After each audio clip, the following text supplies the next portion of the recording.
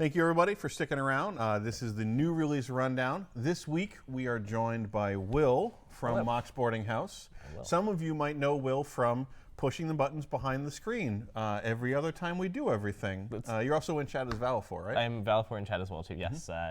Twitch.tv/Val4. Well, what would you like to tell us about yourself and or Mox Boarding House? My name is Will. I was once thrown out of an Applebee's. I work at Mox Boarding House Seattle. I am one of our event coordinators. I essentially run our events in store. Please come hang out with us. We have over 700 games in our library. I'd be happy to show anybody anything. If they're in town for PAX, I'd be happy to hang out with folks. So please come in our store and please come hang out with us. And where can they find your store? You can find our store in Ballard in Seattle, just north side of Seattle, basically. Where else? And in Bellevue, and currently in Portland. We're forming our store in Portland. Should be open hopefully at the end of the year is what we're looking at. So hopefully November or October, I think, is our goal. So yeah, so it looks fantastic. Yeah. Great. And so you have brought a variety of games this week that you're going to share with us. I did, yes. What would you like to start with? Because there's also a couple that I brought. You brought some stuff to show me, and I'm very excited about it as well, too. Let's start with Time Chase, which is, oh, my chair's getting away from me. Let's start with Time Chase, which is one of the probably the more interesting ones that we found today as well, too. Okay. Time Chase is a trick-taking game. This was shown off at Gen Con as well, too, so the best 4 days in gaming, this was shown off there. Oh, I hear that's the logo. I keep hearing it as some, it's ringing in my ear every night. It's the best 4 days of gaming. I keep hearing that. What this is this is a really strange trick-taking game. It's kind of an interesting take on trick-taking. So what you have here is you have these right here, which are I'm gonna wait till we're ready. You have these little tokens here. What these are they're essentially you have numbers on these. They go we have 1 through 4 normally. What they are is they are essentially a turn in the game, and what you are doing is you are setting up tricks in the game. But there is 1, 2, 3, and 4. Okay. And they are essentially you're looking at you have invented time travel. Okay. And you are moving through 1 second, 2 second, 3 second, 4 second, those 4 seconds. Okay. To try and basically own 3 of those 4 seconds. Okay. So if I have 4 areas of the board, it's kind of like Battle Line if you've ever played Battle Line or Shot and Totten or any of those games like that. Sure. Or even Lost Cities, if you've ever played Lost Cities. So all those first ones, no, but Lost Cities, yes. Lost Cities. So you have the lanes, essentially. So you're setting up cards to essentially win those lanes. Okay. But what you're doing is you're trying to win 3 seconds into that amount of time. So we are time traveling back to, let's say, the first second. And I'm going to set something up there where I currently control that first second. Okay. And then maybe I go to the 3rd second, and I put something so I control that 3rd second. But you go back to the 1st second, and you put something on top of that, so now that you control the 1st second. Okay. So we're going back and forth, time chasing each other until eventually we control 3 out of 4 of those lanes and then win the game overall as well, too. Okay. So it's a very interesting take on but if there's only 4 lanes, why do these numbers go up to 7? They are worth points as well, too, at the end of the game, and you have point values associated with them, and then you also have them in 1 through 4 when you set them up as well, too, so you kind of do that with them as well. Okay, so do you know how many points each one is worth? No, not at the start of the game. Okay. As well, too. Yep. Okay. Yeah. So they could be worth anywhere from 1 to 7 points? Yep. Yeah, exactly. Yep. And then you have rounds as well, too, in the game. Yeah. Okay. Yeah, it's very cool. You have a hand of cards. You have 10 cards in your hand. There are 10 rounds in the game as well, too.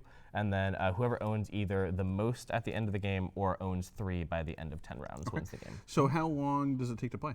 I would say it takes about 45 to about an hour to play, honestly. Playtime is, again, because it has that kind of, you go here, you place a trick, I go here, I place a trick. It does have a little bit of that kind of back and forth. Things are going to change. Tug of war kind of thing. Extreme tug of war, exactly. But when you say 45 minutes to an hour, because it's a trick-taking game, you're going through multiple tricks in that course. In that amount of time. So it has the 10 rounds to give you a time limit that says, hey, 10 rounds is up. You guys have done so many tricks, but one of you is the overall winner because you overall win more. Because everybody knows that once you invent time travel, you have a deadline that can't be violated You anymore. can't, and then Loki gets away, and like the whole thing becomes really messy. It gets crazy. Time travel gets very messy very quickly. Cool. So it's just like a couple minutes per trick. Yep. Do 10 tricks. Who has the most points at the end? That's correct. Yep. How many players does it support? This actually goes up to 7 players. Okay. Which is a lot of players for a game like this as well, too. I imagine 7 players going back and forth, controlling the same 3 seconds. It's exactly. Which when I was reading through it as well, too, they were saying, okay, there's 10 rounds though. So at the end of 10 rounds, the game automatically ends, which again is good because with a game like this, you can see how it would go for a very long time if you have, especially that number of players like messing stuff up and moving things around and stuff as well too, which is very cool. Yeah. Yeah. Nelly's mentioning in chat that games like these are often just for 2 players. Typically, yes. Okay. Yeah. And that's the interesting thing as well too is Renegade Games typically makes games for 2 players as well too. A lot of the games have been made, even Fox in the Forest. Well, Renegade has also been branching out into a lot of different designs, a lot of different themes, a lot of that. So exactly, they're definitely exploring new territory. Which I like as well too. And also as far as trick-taking games go, the idea of going back to a previous turn or back to a previous thing as well too, and then change that as well too was kind of an interesting concept as well. So, which I like. trick-taking games. Yeah. It's similar to those. Are there a couple trick-taking games that you would call out as particularly similar to this that people should be aware of? Yeah, again, like Battle Line, Shot and Taunt I like a lot. Those have the lanes and kind of have the setting up of cards. Again, those are a little bit more 2-player. Again, like we said, because you were kind of, I'm setting a thing up, you're setting a thing up, whatever I have wins, essentially. This, again, kind of feels like that, but it's instead of comparing 2 things where I'm building a hand, you're building a hand, then we compare those hands. It's more, I'm going to place this here, and that's going to allow me to own this, and the trump card is this. So if I place this here, I'm beating the trump card, and I'm winning this lane. You can maybe go back to that and play a card there. We only have 10 cards in our hand as well too. So again, we're going back and forth, kind of changing those lanes. So again, it feels a lot like Battle Line, Shot and Taunt, a little bit like Fox in the Forest if you've played Fox in the Forest as well too. A little bit like Lost Cities if you played Lost Cities as well. So she hasn't asked yet, but the usual question. Yes. Spite level. Oh, of course. Yeah. No. Great. So much spite. Because, So much spite. Yeah, because again, you have all these areas to change. You're going back and forth changing things. You have up to 7 players to change things as well too. So again, But is that spite or is that chaos? Because they're similar. Like you end up with similar feelings. Sure. But like this is not a take that kind of game. That's true. Maybe this is more a realization on myself that I'm a very spiteful person, and if you change the thing I'm working on, I'm probably going to be very spiteful towards you. Okay. All right. Worth noting. Exactly. Don't touch anything you've ever touched. Just let me win the game by myself. Don't mess up anything I'm working on, and then I'll be happy. Yeah, that sounds great. That's how games are played, right? That's how all games. Yeah, I don't know. Actually, no. No, I've never played a game in my life. What's next? What's next? Let's go with something a little bit crunchier. Let's try Extraordinary Adventures Pirates. Okay. This is definitely crunchier. This is okay. Yeah, this is gonna be. Should we drop? Oh, it's not heavy enough to quite drop it. No, not quite, but it is definitely heavier for sure. This is going to be more your medium to heavy Euro game. We're looking at. This has got a lot going on. We got deck building. We have resource management. It's a destinations game. We've got pirate boat minis. Look at these. They're beautiful. They're amazing. Also, I'd probably paint these. I'm a minis painter, so I'd probably paint these myself, honestly. I like Look the at map. that board. Yeah, right. Yeah, the map is huge. It's also it's a very good looking map as well too. It's got a lot going on. Hold on. Bad boy out here. I'm gonna put it back. I promise. Yeah. There we go. All right. Oh, look at all this cargo we have. Oh, such beautiful cargo. We've got little buccaneer. Little buccaneers, little pirate boys that I'm gonna steal off merchant ships, and I'm gonna make them swab the deck. I have a very messy deck. Swab the poop deck. Swab the poop deck. So, what do you? You think that with a peg leg they would be a little more stable? Right. Yeah. But he's got a little cutlass. He's got a little pirate sword. Oh, beautiful. Amazing. So this has quite a bit going on as far as games go. So we have multiple decks of cards. We have multiple sets of tiles and things as well. The idea behind this game is you're playing as a pirate. You are building a deck of cards that's going to be basically, essentially your movement deck. So each one of these decks, you can see they're colored here. Each one of these has, it's going to have 1 through 9. What they are is they are characters you have. These are basically your starting crew. Your starting crew, actually, yeah. So the starting crew it's going to have here, you can see there's going to be a number here on the side, and then there's going to be an ability shown on this card as well, too. The idea here is each turn you have a little hand of cards. You draw up to 5 of these cards, and then you play 3 of them. The number you have on the card is the number of spaces you can move in the turn. The action on the card is an alternative way to use the card, which is an action you can take using that card. But when you play 3 cards, you pick whether you're using the number or the action when you resolve that card. For each of the cards? For each of those cards as well, too. Yeah. So if I just really wanted to move, I could spend all 3 cards. You spend all your movement. I'm barreling down. I'm going to go, make it to that destination. And again, it's a destinations game. So you'll notice on the board here we have spots that they represent merchant ships. They represent ports we'll visit. They represent different things like that. So you can attack a merchant ship. Let's say when we attack a merchant ship.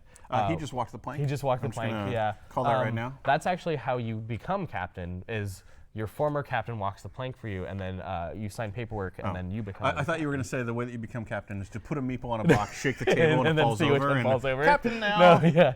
Little did everybody know that board games were really. That's actually how I got every job I've ever had. Is assassinating my meeple. Exactly. Yeah. So you can see these characters here actually. These are essentially from the merchant ships. Yeah. So I was going to say like. Those are the starting decks. So these are the starting deck of cards. And these appear to be the same thing. Exactly. So I'm going to go out on a limb here and say that there is a deck building component of this. What? Derek, you're correct. My goodness. It's almost like I've played games before. It's almost like you played games before. Yeah, indeed. So yes, Similar to, but not the same as. You are building a deck of cards. You are going to add them to this deck of cards. A lot of these are more powerful, and they have either farther numbers, crazier things like that. But this does like there's not a lot of you can see in the kind of card. There's not a lot of variables for the cards. Nope. So it doesn't seem like this is a particularly complex deck building. No, it is not. It just has that as one of its aspects as well too. And again, like I said, it has a lot going on, but none of it is like incredibly. So there's moving around the board, presumably pick up and deliver. Pick up and deliver. Deck building. Deck building. That's discovering treasure. Making people swap the poop deck. That's the main mechanic. Actually, that's the best mechanic. I just realized there's also a felt bag of stuff. A felt bag of stuff as well. Again, yeah. So again, a lot going on. So you have here, when you get to a port, you have a number of cargo at the port itself. You are allowed to take that number of cargo when you arrive at the port, and then during the course of the game, there will be these number of treasures, and then each of these treasures are worth victory points, but require a number of cargo to complete as well too. Okay. So notice during the course of the game. How do you get a treasure card? So to get a treasure card, you have to score these by having the correct number of cargo. How do you are these just out for everybody to score, like Century Spice Road? Yeah, they're river. They're rivered. They're just next to the board there. There's a kind of an area of them. There's a number of them, equal number of players plus a number, and then you score them whenever you have enough of these cargo to. So you go to a port to get cargo that you can spend to claim treasures in a central river. Yep. And the way that you get from port to port or take actions is by adding cards to your deck to enhance your initial starting That's group. correct, exactly. Okay. And then one of the things about the game is you can, at the start of the game, you can kind of immediately go for the cards, try and deck build, make a really effective deck that allows you to move across the board very quickly, allows you to get to certain destinations very quickly. Again, all of these ports here you can only visit once during the course of the game, so you'll have to visit multiple ports as well too, multiple ships. How do you track whether or not you visited a port? That was the interesting thing. It looks like you just actually have to remember, which is going to be kind of an interesting one for. Presents a challenge. Exactly, it does. Yes, yeah, it absolutely does. Yeah, which is so when I was going through the playthrough for this, that was one of the more interesting things. I think you could probably make a marker or write down or maybe cross. Just write on the board, or just write on a piece of paper and cross out as you go. Like I've been here, so I can't go back. Or just you go one direction around the board maybe as well too, and you can't go back as well. But yeah, there were some interesting things as far as, do you go immediately for these treasures? Do you try and grab a bunch of cargo very quickly? Do you build your deck so that you can effectively do those other things so this faster? vaguely reminds me of Tyrants of the Underdark, which is one of my favorite deck building games because it has like direct player interaction. It does. Territory control. Exactly. Like there's more than just tuning your deck. Exactly. So here you have people going around the board, but how much interaction is there between different players and their ships? Unfortunately, none. Okay. This is a very low spite game. Okay. We don't really interact with each other. We don't attack each other. Again, it's a victory point track game, so you're trying to end the game with the most victory points. So like this is probably about as much interaction as, say, Splendor or Century Spice Road, maybe a little bit less, because you're going for the same treasures. You're trying to hit those. Yeah, exactly. And just like in Century Spice Road or Splendor, if somebody grabs the one before you can get it, exactly. But there's no real main direct competition or anything like that. No, exactly. The cargo is actually randomly dispersed around the board as well too at the start of the game, so you won't even know really at the start of the game if somebody's going for a certain resource or things as well too. Again, yeah, this is very much a thinky, build a deck, go get destinations, that kind of style of game as well too. Definitely medium Euro, I'd say, somewhere around there. Definitely not incredibly heavy. So recommended for people who like Euro games. Yeah, of course. For people who like deck building and kind of want a bunch of light components that together kind of add up to a new kind of game. And if you're going to introduce somebody into something medium weight, this is a good introduction to medium weight games. It has enough going on that it's complex. It has enough choices to make. But again, you're not going to be essentially.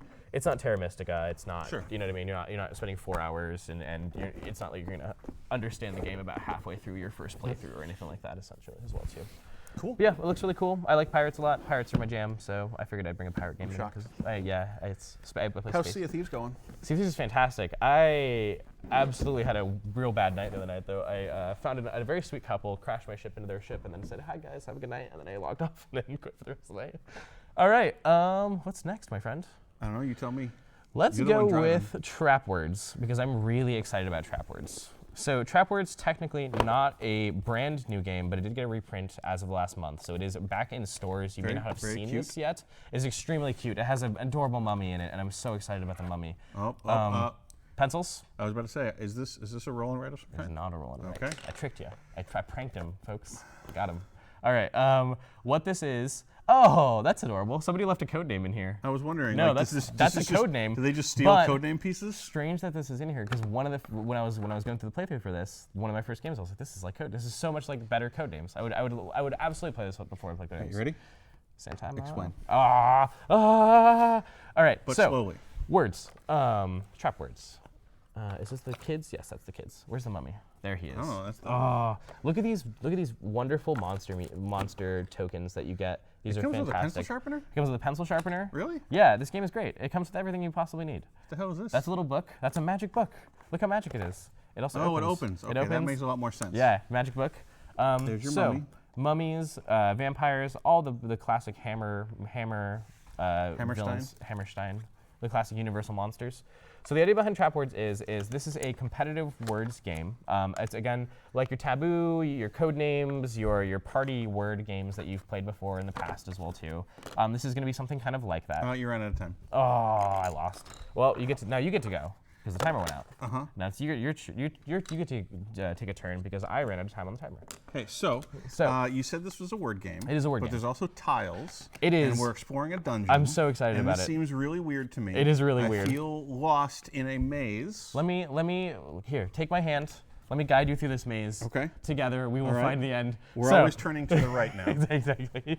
So the idea here is you have these little tiles here. So each of the tiles, again, like Taboo, this is going to be kind of a words game. So you have 2 books. You have the blue book and you have the gray book.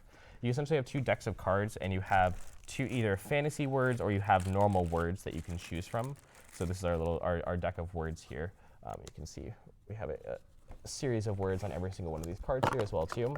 The idea behind this is you're going to set these tiles up. There is a starting setup that the game actually recommends that you start with. However, we can just set them up however we want to initially if we want to. So we have a set of tiles here. The idea here is we have a monster. We pick whatever monster we want, and he starts at the end of the dungeon. So he'll start somewhere right there. We have a little book here. We're going to grab one of these books. I've just noticed that the cutout for each of the books is at a different level. It is, yeah. They're magic books. Sure. So they have to be cut at a different level. That doesn't make any sense. But they're magic books. Sure, Derek, okay, what doesn't make any sense? What doesn't make sense about magic books? So, gray books are for if you want normal words. These are just going to be normal people words, so cell phone, stuff like that.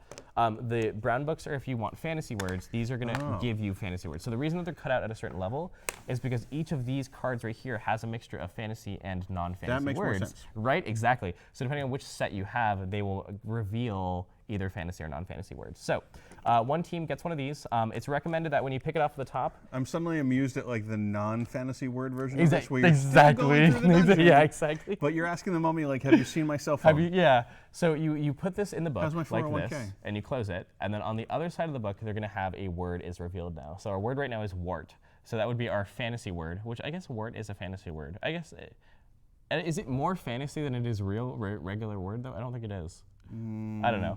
So our word would be wart. Have more warts. Yeah, I guess. Okay. Yeah. So you have our word is wart. So the idea here is the number on the tile tells us how many trap words you get to write on a list that are now basically my taboo words that I cannot say.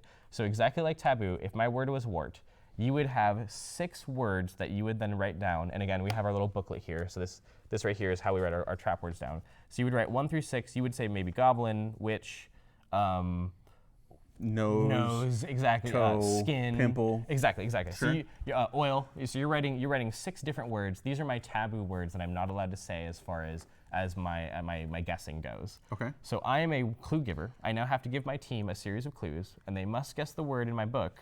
However, if I say any of these trap words, my turn ends immediately, and the other team gets to immediately start their word. Okay. Now, so a lot like Codenames. Just like Codenames. It's just like Codenames, exactly. So you have a series of bad words you can't say. You're assassins, effectively. 4 letter words. Exactly. Like wart. Now, let's say we move to the next room, and we advance in the dungeon. So we go to this room right here. Now we have this many words that are our trap words. We continue to go. Let's say the opposing team is still in this room right here. Once we've reached the monster, both players again, you play the same game. Whichever player wins, they've defeated the monster, and then you win overall. It is just a fantastic little kind of interesting taboo. So it basically seems like taboo Codenames with a dungeon. Exactly, it's taboo Codenames with an extra dungeon. It has like a really great player interaction thing where you get to write a series of words. I like this better than Codenames in that it's not just there's an assassin on the board. It's literally I got to set the words that you don't get to say. One of the more interesting. So it has a higher spite level. It's a much higher spite level, exactly. Which I love bringing the spite as well too. One of my favorite things about this game is if you have a word that is pretty obvious that you want to say, but you can't say it. Like if I was going to try to describe something as like, oh, it's a liquid, it's milk. I maybe wouldn't say milk. I would say it's the white stuff you get from cows that you drink and you put in cereal and stuff like that, because I might know that like, well, they probably wrote milk on their trap words, so I'll have to use another alternative word to describe the thing. Do you not know what the trap words are? You don't know what trap words are. The other team sets them, and then as you're giving the clues, the other team's waiting for you to say one of those trap words, and then they get to say, all right, you're done. It's our turn to go now, essentially, as well too. Yeah, which is fantastic. Yeah. So when it's the other team's turn to go, do they have trap words? They also, both teams will have trap words. Both teams will have a guessing word as well too. Yep, exactly. Yeah. And then it's just a very simple back and forth, much like Taboo, much like Codenames, much like those very simple word games, party games that you've played or played at a million parties and things like that as well too. Yeah, cool. I like it. It's just a little bit more interesting. It has more player interaction. Sure. I think it's a more interesting version of that. Sure. And if you don't like playing those games, maybe bring this to a party and play this instead. If you don't like playing those games, bring this to a party and give it to someone. And give it to someone. Exactly. Yeah. If you have a friend who's getting into gaming or they like Codenames and want something alternative, well, it definitely feels like gamer Codenames in some way. Exactly. Yeah. It's that, but a little step to the right, which I like. Yeah. Also, it's got a lot of really good pieces. It's got mummies and vampires and very cool little. So, do you fight all of them in one, or do you just get to one monster? No, at the end? you get one monster at the end. Which are the different monsters different, or is it just a different? No, actually, so there is a deck of cards. There is a deck of cards that are monster cards. The monsters do actually have abilities. So, like the troll does certain things, and the vampire does certain things. Here we are. Yeah. Oh, and there's curses as well too. That's right. So it's not a very complicated dungeon. No, yeah. It's like, what, 5, 6 tiles? 5 or 6 tiles, each of them having numbers on them. The dragon says your team can only make 3 guesses. They can't make 5 guesses. Okay. The demon says your opponents can write 2 trap words that with even numbered lines. Okay. So the even numbers can have up to 2. So each of the monsters have a slightly different twist. Variant on how they play as well too, which is very cool. Yeah. So there's certain things like you can't say plural words or things like that, which again makes an extra set of variants in the game as well too. So again, like Codenames, but like we said, it's kind of gamer Codenames. And this might explain why there's a Codenames card in the box. And that probably exactly. Yeah, for sure. All right. All right. What's next? Next we have. Let's go with the captain is dead. Ah, Derek, the captain died. Yep. Oh God, what are we gonna do? Right? I mean, do we have what it takes to survive? Absolutely. Put up the shields and go kiss the alien. All right, you're in charge then. Yep. It seems like you know what you're doing. This right here is called The Captain is Dead. The Captain is Dead is a cooperative game.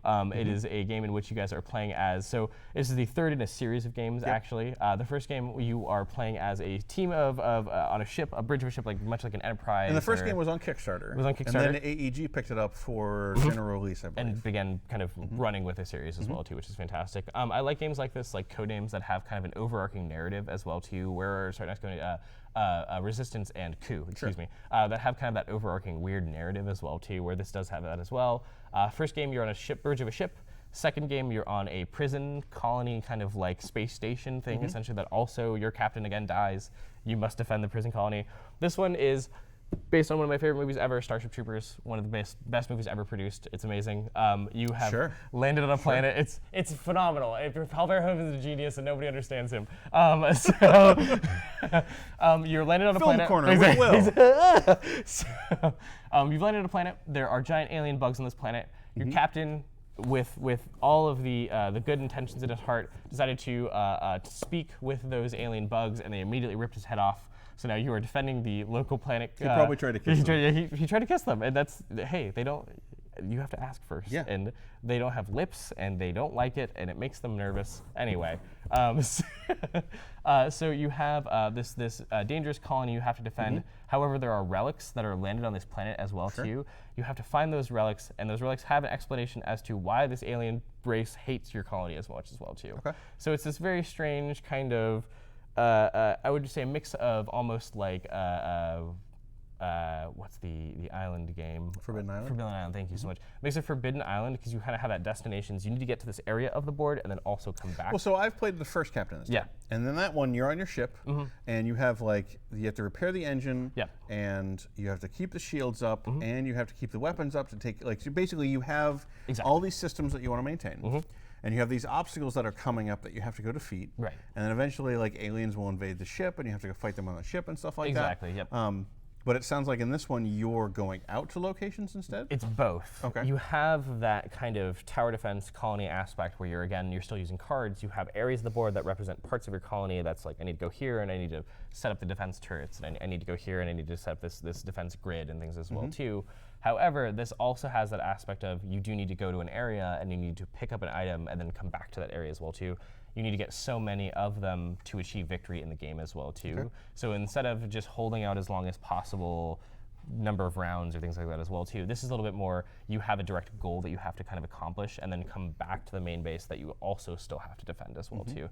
So I like it because it's a little, again, they've been taking this series and kind of moving it forward half a step every time they kind of do one of these, and this is again just a little bit forward. And they had a lot of different funny characters and stuff like that. Exactly. In that one. Yep. And in the first one, same thing here. Same thing here. You have a series of characters that you can play as, or there was a visiting admiral and some interesting. So the stuff key as well question is a co-op game. Yes. So there's no spite. No spite, unfortunately, unless please reconcile. Unless you're about to do your part and hate those alien bugs. Listen. I don't know if you can spite. I don't know if you can spite the board game. They hate us. They are gonna shoot our alien ships out of the air. So citizenship they is bombed earned through Buenos service Aires. is what you're telling me. Exactly. Yeah. They killed my parents in Buenos Aires, and I'm really mad about it. Okay. And so I'm a hot teen who's about to join the So military. Doogie Howser is going to come at the end. Doogie Howser is going to come at the end. Okay, exactly. great. I really hope that Doogie Howser, MD, the psychic, is the final end card in this. So this is really good recommended for people who like co-op games. Yes. People who like cheesy Star Trek. Cheesy Star Trek. If you liked Starship Troopers. If you liked Forbidden Island, Forbidden Desert. It also sounds like some of the adventure games. Yeah. Oh, yeah. Might be a good fit here too, because you're going and there's a little bit of a narrative or a story that's going to emerge from what you end up doing. Exactly. Right? Yep. Yeah. Depending on which relics you get and stuff as well too, there's a little bit of narrative there as far as how that functions as well. So you point out for chat, the bugs. The game has no emotions. It does not have spite. Unfortunately. I can't make the bugs fear me at the end like an MD Dookie You can't has. frustrate the game. Like a Dookie has their MD. All right. Yeah. But yeah, very cool. Next? I like the artist also on that one. Yeah, it's very striking. It's very striking. Yeah, it's very like blocky, very cool. Next, let's try Furry Foods. Furry Foodies. Furry Foodies. We were given very specific instructions for this, Will. Yes. Do you remember what those instructions were? Well, I remember that I'm supposed to break all the plates, if I remember correctly. No, we are supposed to remind everybody of the names of the cats. Oh, yes. So this is a game in which you play a cat who apparently is trying to eat all the people food. Yes. And not break the plates. No. And as we were told, there is a list of names. Let's just go through them. Rusty. We have Rusty. Lola. This beautiful orange cat. Cleo. We have names. We have pictures. Snowball. I think they left the best two are for last. Yeah. Fluff Bucket and Flapjack. Oh, look at the little faces. Fluff Bucket's great. Fluff Bucket kind of looks like, actually Flapjack looks like my cat, which is, he's also very needy as well too, which I imagine Flapjack looks like he's pretty needy. All good cats are needy. All good cats are needy. So tiles, we've got resource management, or not resource management, but set collection, cat management, which is, famous cat management games. So we have Flapjack. And did you get Oh, you were not Fluff kidding. Bucket? These are hard to put on here. Yeah. Well, yeah. So we just need to put a couple out there. Okay, so sounds good. this is like we're gonna lay out a grid of tiles. Yeah, it looks to be there we go. 5 by 5. So we're gonna lay out a grid of tiles. Yeah. That are different, like people foods, but then also plates. Here, yes, with the shrimps. Okay. And apparently, Plate. the way it works is you lay out this grid. Yep. And you can move your cat around the grid. So like, you know, we might have a grid like this. You know, might have these kind of 2 rows or something like that. And your cat comes and will push the food. A row. Yes. And whatever food, like that ice cream that you push out of the block area, Whatever falls off is what you collect. That's correct. And they have numbers as well. Yep, so they have different kinds of food and different kind of numbers, it looks like. And you're kind of set collecting. You want to get sequences, you want to get patterns, so those aren't just like direct points. Nope. That's not a $5 ice cream. Or, no, it's a like $5 the pizza's pizza. 5. The ice cream isn't 1. It's just a 1, so if you get a 2 and a 3. Then I have a set. Or if I get 3 1s, I have a set, something like that as well too. So it's basically a set collection. The key is that you're moving your cat around the board, pushing stuff around. Yes, yes. And the plates are because humans are going to show up at some point eventually. Yes. And if you knock all the plates over, you're breaking plates. and there's a mess everywhere, If you're very then that mischievous. is negative points for you. And you know who's the most mischievous? Flapjack. Not Fluff Bucket? Not Fluff Bucket. Flapjack has a special box that he has to go in after he breaks too many plates. Is that special box the game box? It's the game box, yeah. So when I put it back in the game box when I've lost. So like, this just seems like a pretty straightforward, very, very cute game. Yeah. I like the art. So here's the scoring mechanism. Yes, yeah, based on sets and how many you have. They're also really good tiles, really good components. Like, it feels nice. The art looks nice. Honestly, looks very quick to pick up as well too. Yeah, the cardboard is very thick and solid. Yeah, it looks really nice. I like the components as well too. I think that's gonna be my favorite cat. He's like such a grumpy face. Yeah, he's such a grumpy boy. Yep. He's probably not been fed yet, is my guess. Or he has been fed and he wants more. Immediately, exactly. Yes. Yeah. So like, you know, this doesn't seem to be a very high spite game. No, unfortunately. I love the spite. I love bringing the spite as well too. I like resistance and those types of games. Yeah, this seems like something you can play with kiddos and stuff like that, though. Something pretty easy as well too. Or people who like cats. I have a feeling Emma was looking at this. Emma would super love before this. Yeah, that makes sense. came on, and she was really digging it. I'm sure my girlfriend would super love this. It seems super cute. Yep. My wife was the one who insisted that this be shown on stream. We have to, yeah. The game of mischievous cats and sneaking snacks, which is also a very good tagline for a game as well too. Interesting. Looks really cute. I like it. Looks fun. Also nice and light as well too. If you're looking for something that's a little bit easier to pick up, easier to set up, all of that stuff as well too. 1 to 4 players as well, which is kind of cute. What would you like to do next? Let's go with, you know what? Let's go for War for the Evil Power Master. Okay. This is just so cool. So this is Forest Prison. This is, wow. Yeah, look at that art. It's so rad. Z-Man Games, Forest Prison. This is Choose Your Own Adventure, War with the Evil Power Master. This just came out like last month. This is such a rad looking game. What this is this is a old school Choose Your Own Adventure game. So it is a Choose Your Own Adventure book, like you used to read when you were reading Goosebumps as a child or things like that. But a game. But a game version. Goosebumps was never Choose Your Own Adventure, was it? They had some. Really? They originally had the original like Goosebumps series, and then they did a Choose Your Scare series later when I was a child. Yeah, that I used to watch. Choose Your Bumps. Choose Your Bumps. They also had a real good Bump Your Goose. TV show on like Cartoon Network, like live action TV show when I was growing up as well too, which was just awesome. A live action TV show on Cartoon Network? Yeah, it was really cool. It was really weird. It was real scary too. It was like really well produced. You can see here, this book right here is a classic. Just Choose Your Own Adventure. Starts on page 1. You've got your characters here.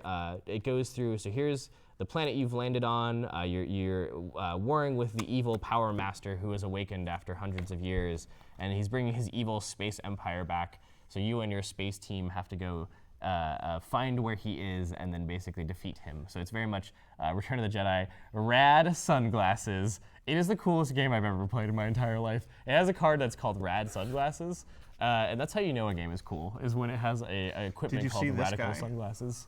He's so good. Look at his strong jawline and his hair. And is it a gun? No, he's gonna his rad. He looks like he's about to play Nintendo. His NES. Nintendo Power Glove. So The cool thing about this game here is you have multiple different options. There are chapters in the game as well too. So essentially, you can find a really good stopping point and then pick it back up again later if you'd like to. Like you just showed here, there is a series of cards here that are actually, these are items that you will find in the game, and some of these they're actually numbered 1 through so many. The reason they're numbered is because there are parts of the game where it'll tell you, hey, you found this, go grab item number 75, because the thing you found is a specific thing in the game as well, in the narrative that you've discovered. So when you find these item cards as well too, you actually get to choose, like you find the item card in the deck of cards. So everything's very deliberate in the game. Everything feels very like, it's very narrative. Well, it's definitely recreating the experience. Exactly, yeah, exactly. How do you pronounce that name? Flippito. There's no vowels in there. Flipito. There's one at the end. Yeah. Flipito. Maybe it's pronounced in some kind of horrible, incomprehensible alien language that we, like, our feeble human mouths can't create. Did anybody think that maybe naming your robot Dante was not a good idea? You're not going to be his Virgil? You're saying he's going to, some bad stuff's going to happen to poor probably, Dante. Yeah. This right here is your galaxy map. The cool thing about this game is it's kind of like that, it's kind of like Empire. You're looking to find where the evil power master is within the galaxy and then go defeat him with your power team, with your 70s sci-fi power team. Actually, one of my friends was one of the writers on this game as well too. So he actually wrote some of the cards for this game. One of my very best friends, Stefan. So if you get the chance to go try this, please try this game out. It is absolutely fantastic. Please support my friend in his game as well too, because it's very cool. So this is a cooperative game. It is a but co-op you can game. also just play it solo. Play it by yourself. Play it with a big group of people. I like it. I really like it because it's very, very narrative focused. I'm a big RPGs player myself personally. So again, I like something that's it's going to be focused on telling a story more than just kind of playing a game as well too. Also, I like the idea that there are a lot of fail states in this game. So there are times where you've lost the game. All right, start over, and that's also very fun because it's kind of like those old point and click adventure or kind of like those, yeah. But this is also the second choose your own adventure. This is game? the second version, yes. Okay. The first one is the some house, manor thing. The House of Danger type thing. Yes, right, House of Danger. Yep. So, aside from the choose your own adventure games, yes, what other board games out there would you recommend this for somebody? So that's the interesting thing, is this is very niche. It's kind of a weird, interesting thing because it is so different. Again, if you like the co-op aspect of it, you may like co-op games that have more of a cooperative feel to them. So, but again, there's not going to be a lot of things that have a lot of very narrative, like heavy narrative feel, unless you can find something very specific. So if you like stories in a game. Exactly, yeah. If you really like stories in the game, and then again as well, if you like kind of like Fiasco, Dread, those kinds of games where it's like very simple story, but you get to make some cool choices and some cool things will happen. Dread especially, where you're kind of pulling things out of a thing. This is very much, you're moving some stuff around a board. In the last one, you have a sanity meter that's going up and down as you're a psychic detective walking through a haunted mansion. So as you make interactions with the house, your sanity meter goes up and down as well too. Well, so if he'd had these red glasses, maybe it would have helped him. He would, the spooky can't get through the red glasses. That's the best part of the red glasses. The only thing that gets through red glasses is more radical light. What else? We've got. Let's try Little Towns. Little Towns is very good. This is also very deliberate. This is the one that, for some reason, I heard. Oh no, I'm thinking Tiny Towns. Yes, very similar. Yeah, came out in like the same month as well. Wait, too. I think we covered this, didn't we? We did. I remember looking at this board. Oh, was it? Yeah. Oh, we did not have it on the list. If we did, unfortunately. I think we may have covered this a while ago. That makes sense. Well, let's try it again. Sure. Yeah. Yeah, because I remember there's a little pick out of the axe. Great. Well, so that works. Because you're basically you're building. Like communally, you're building a town. Towns, yeah, exactly. Like to get resources off of. This is interesting because I thought we had gone through Tiny Towns last time, actually. So yeah, I didn't grab that. I think the same thing happened again, where I was like, "Is this Tiny Towns?" No, exactly. It's Little No, Towns. and I grabbed this instead because I looked at the list, I didn't see it. Again, it is a tile placement game. You have adjacency bonuses and you have resource management in this. So essentially, what the idea is, you have your board here. You are all playing as builders of a town. As you build the town, you will have adjacency though with other people next to you. So after you've built something, if I build something next to your building and it benefits both of us, I score points for having built a really efficient building next to your building as well too. Okay. So there's adjacency bonuses. You can see there's some little terrain here. So you're gonna like build a tile and then put your tokens on it. Exactly, to claim it and to show that I built it and to show that those are my points. And then again, it's about being the most efficient builder in the town and kind of building the best adjacency buildings and that as well too. Yeah, it's a wonderful little game. It just came out this year. It has some absolutely great components. You have a little axe here with a little kind of main builder meeple. You have your just kind of component meeples that are just this, I own this, or stuff like that as well too. You've got gold for scoring and stuff as well. What does he carry? What's in his arm? I think he's holding a axe, but he's holding it upside down. No, I know, but like his other arm, is it just like huge ass muscles? Is he just way jacked? Is he holding a bag maybe? I think he's just way jacked. I think he's way jacked. Oh yeah. So here, this people's a little bit different. Oh. That one, like no, you're right. Yeah, it's that like one. That one's it's cut like weird. a Popeye bicep, right? It's like this is the I see. Yeah. We definitely did this one because I remember the star cut out. That makes sense. Yep. Yeah. But yeah, it's so good. We did it twice. It's a fantastic game. Again, it's very good. We've been playing a lot at Mox recently as well too, which is part of the reason why I brought it as well too, because I just recently played this as well. Okay. Yeah, very good, very fun. Sure. We are running a little bit late, so I'm going to pack this one up quick because we've covered it before. Yes, we have. Yeah. But that leaves us, I think, with Domino Maze. Domino Maze, which I grabbed because it's L5R. very silly. Okay.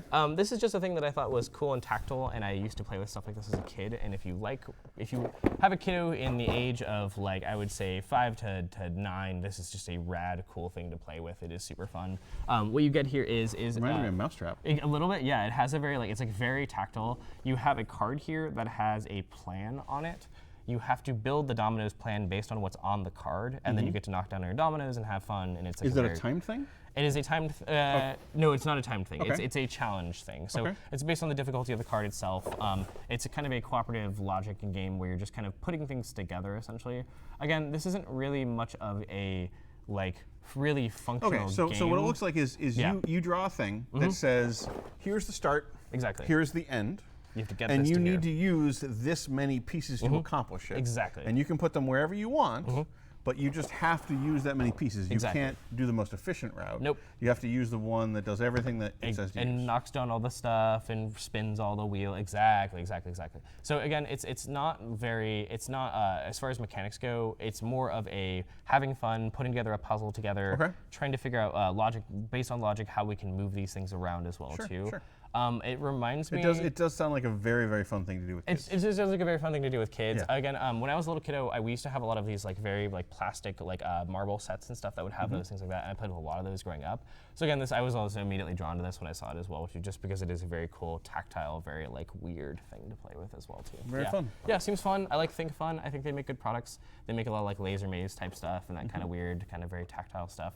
I'm a big dexterity games fan as well too, so I love things like Rhino Hero or any of those dexterity games where you're building something or making a suspend or any of those weird ones. So this doesn't look like it. This is one player or however many people want to do it. There's no competition. Nope. This isn't even strictly a game. It's just here's the thing. Cool figure out puzzle how to activity, accomplish it. Yeah. Kind of interesting. You'll probably see it at some of your local game stores. If you have a younger one, this is probably good for them and something as well too.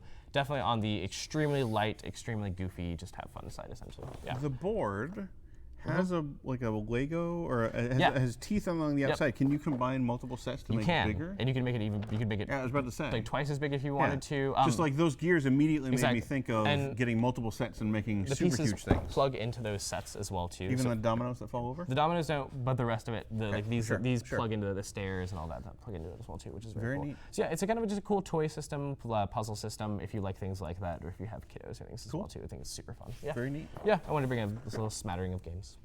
Great. So what do you have for me today, Derek? Furry Foodies was one that we brought that my wife instructed. But the other thing I wanted to bring was the Legend of the Five Rings living card game. Because I finally caught up on all of the packs that I hadn't gotten. Fantastic. The excuse was the World Championship deck. Yes. So this was the 2018 World Championship deck.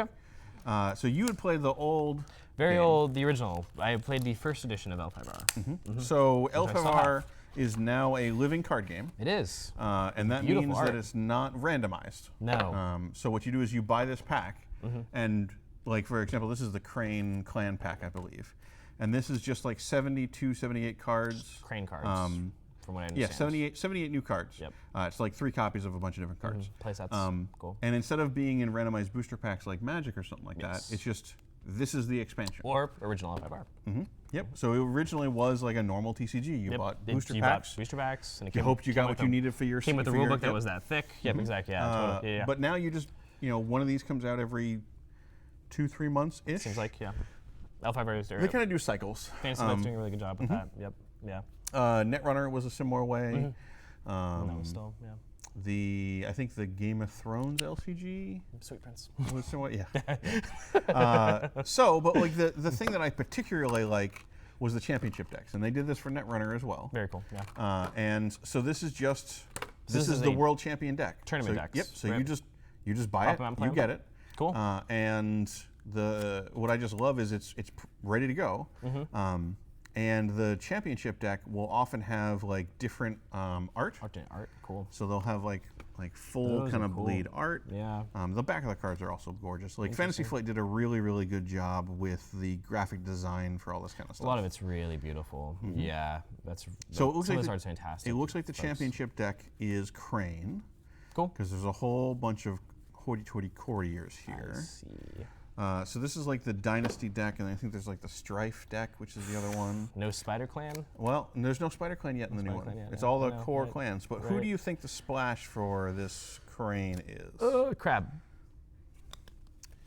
Crab? You think it's going to be Crab? Lion? I don't know. Let's see. So far, we have an assassination. There might be some Scorpion in here. That'll please me. Scorpion's a close. Oh, it's Dragon. Second to. Dragon's the splash. Man. I know, right? Yeah. Big Blue. I'll play Dragon. It's like Ultramarines. So like the setup of the game is like this is a setting that's very like fantasy Japan. Yes, very much so. Yep. So you have like 7 clans that are all very distinct. Usually, kind of pick your clan. Yes. You see your deck is themed around that. It's not quite the colors of Magic. No. They don't directly kind of correlate to like mechanic, do they? Right? The way that Magic not quite. does. Yeah. So you have your Dynasty deck, which is what I'm holding right now. Yeah. And this is basically going to kind of form where your characters and minions come from effectively. Right. And then you have I think it's called like a Strife deck. Okay. I'm not sure. And this is where like your actions come from. That's right. It still uses 2 decks. That's right. Yep. Yeah, So you have this one deck that all of your creatures are coming from, all of your minions are coming from. Yeah. And then you have a hand of cards that's your other stuff. And those are the actions you can take on either your turn or your enemy's turn or things like that. Right. And you're trying to use your minions to assault your enemy's strongholds. Right. Or their provinces. Yeah. So that you can then pave the way to assaulting their strongholds and winning. Yep. Or you try to reduce their honor enough that they are dishonored and that you win that way. You win the battle that way. Or there's another mode that like you can just try to gain enlightenment by collecting a certain number of elemental rings. So like they've kind of kept alive the tradition of the old game of having a ton of different victory conditions. Okay, so there's a lot of variety in the game. There's very, very clear factions you can kind of pick and associate with and build off of. Yeah. I really just love the championship deck because you can just go buy that and just immediately it's going to be strong and you can be confident in playing it. Interesting. And I've always been gravitated towards the colors of Magic as like mechanics. So I'm sure there are certain aspects of each clan that a little bit, yeah. Like the Crane clan is better at is better at like politics because there's like a military side of combat and there's a political side of combat. Okay. And the Crane are better at the political side. It's like in real life.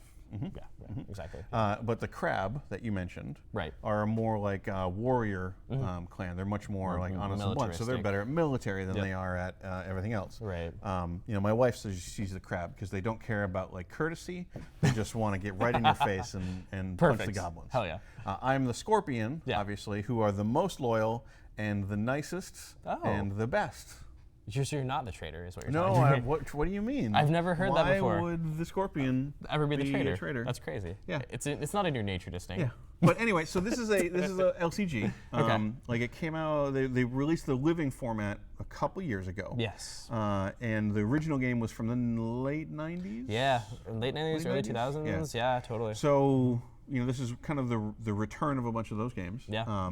If you like the competitive card game kind of build your deck feeling, but you don't want the randomization of buying booster packs or having to hunt down singles or things like that. Sets. Or you want something that's different from the Magic experience of those 5 colors, summoning monsters, attacking your enemy's life. Right. I really recommend checking out Legend of the Five Rings. It looks very cool. Well, the artwork's gorgeous as well too. Yep. You can get a lot of really cool promo cards as well too. In Yeah, these I mean, sets. if you just love like fantasy samurai, then you will love this. Yeah, if you're a TCG collector who likes collecting cool artwork, collect these, please. So I think that is what we have for everything that's come out this week. Yeah. So Thank you anything again. else that you want to say about Mox? It's a fantastic company. Please come visit us. We're in Seattle. We love making and we're playing games and hanging out with people. How many games do you have in your library? We have over 700 games in our library. I have a huge wall of games that I and all of those people can borrow, and the staff are there to answer rules questions. Staff answer rules questions. We'll walk you through a couple turns if you're table, just to feel like y'all are comfortable, and then you all can get started. We have a cafe with a full, full service restaurant as well too. In Ballard, and then Bellevue has a full kitchen. Yeah, they have a full kitchen. Portland will have a full one too. That's what it sounds like. Yeah, great. Which is exciting as well too. Thank you again for joining us. Thank you for having me. Thanks to Mox for lending you to us. Thank you, folks. Yeah. Thanks for bringing out all the games. I'll be here again next week. Behind the counter with me, right? In your place. Well, thank you, folks. I had a great time. Thank you, everybody, for joining us. I hope people found a game that they liked. Yes. I hope people try some of these out, pick something up this weekend. Please do. And if you can join us next week, we will have Table Takes again at 11 a.m. Pacific time, followed by another new release rundown at about 12:30-ish, 12:45-ish, depending on how long Table Takes goes. Yep. And then on Monday, we have the Brothers Murph, who do a very chat interactive board game hour. Great guys. About 5 p.m. on Mondays. And then on Wednesdays, Peter Atkinson, a pillar in the industry, will have some sort of interview with somebody significant from the industry. And right now, he's still going through the history of Magic again, because so many people were there when he founded Wizards of the Coast, when Magic was first released. Rich Kalis last week. So we had a great story last week about how where the name Wizards of the Coast came from. And what that first logo looked like. We saw the original logo, which is fantastic. So that's all on YouTube if you want to go check that out. But that's Wednesdays. That's every Wednesday at noon Pacific. It's a fascinating show. So join us for those shows, and we will see you around. Thank you very much. Have a good night, folks. Thank you so much.